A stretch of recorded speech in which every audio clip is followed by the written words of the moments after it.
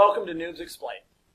This week, superheroes and villains slug it out, and exotic locales ripped straight from the comics. So don your cape and tights, and join us in the fight for justice as we play Sentinels of the Multiverse.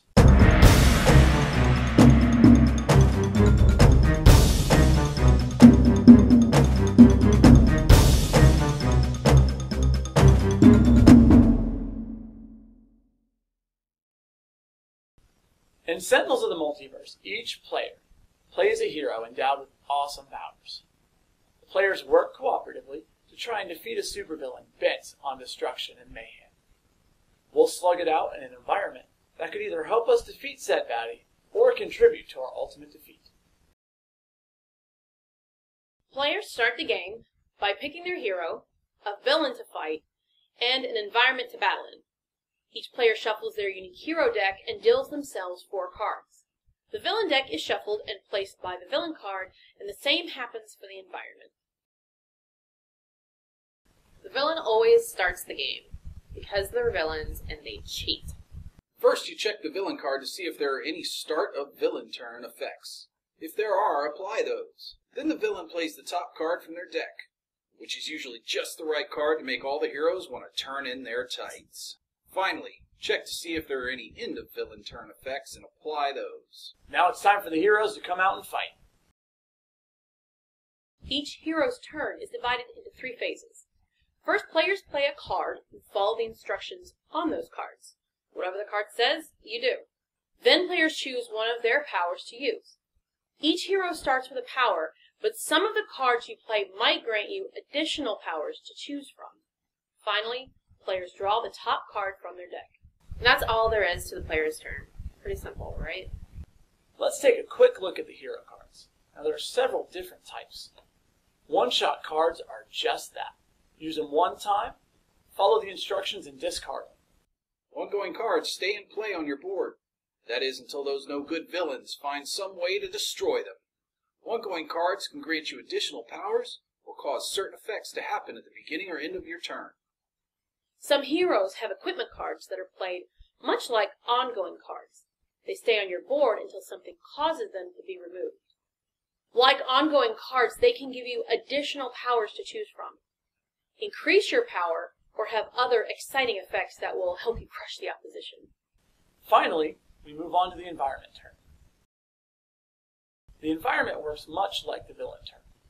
First, check to see if there are any cards in play that have start of environment turn effects, and apply those immediately. Next, we're going to play the top card of the environment deck. Finally, we're going to look to see if there are any end of environment turn effects and apply those. And the round is over. Now it's back to the villain's turn, and so the battle goes on. But the villains have a surprise in store for our heroes. Each villain has a condition that will cause its card to flip. Sometimes this grants the villain new and more frightening powers. Sometimes it makes the villain invincible until he flips back. And sometimes it just makes the heroes want to change back to their alter egos and move to a small town. Sometimes that super baddie gets the upper hand and wastes one of our poor heroes. If your hero ever falls to 0 hit points, they're incapacitated and have to hope that the rest of the team will avenge them. In that unfortunate circumstance, the player flips their hero card and cries softly at the loss of their alter ego. But their defeat shall not be in vain. Their sacrifice will inspire the other heroes and grant them newfound strength. Yes, a defeated player is still in the game. No one walks away from the table until justice has been served. From the great beyond, the fallen hero can choose from a number of actions that will help the remaining team avenge them.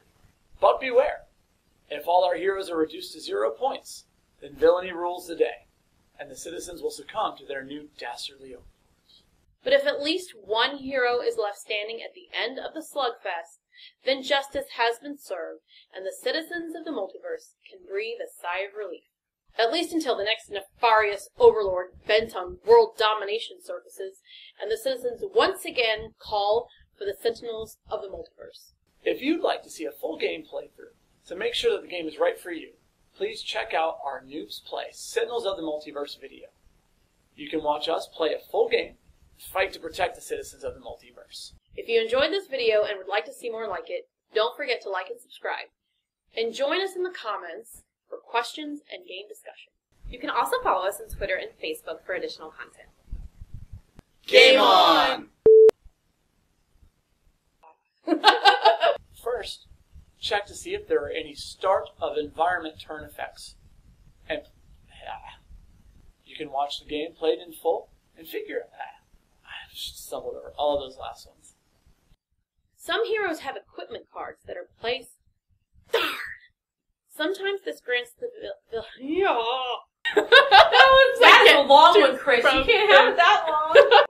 Okay, it just came out my mouth. In locales straight. Sorry, let's bring that back to the start for me. I didn't even get a little bit into that one. From the great beyond, the fallen hero can choose from a number of actions. I started talking too fast. I'm sorry. Was it awful? It was awful. Quiet, Stop! so. Get off me.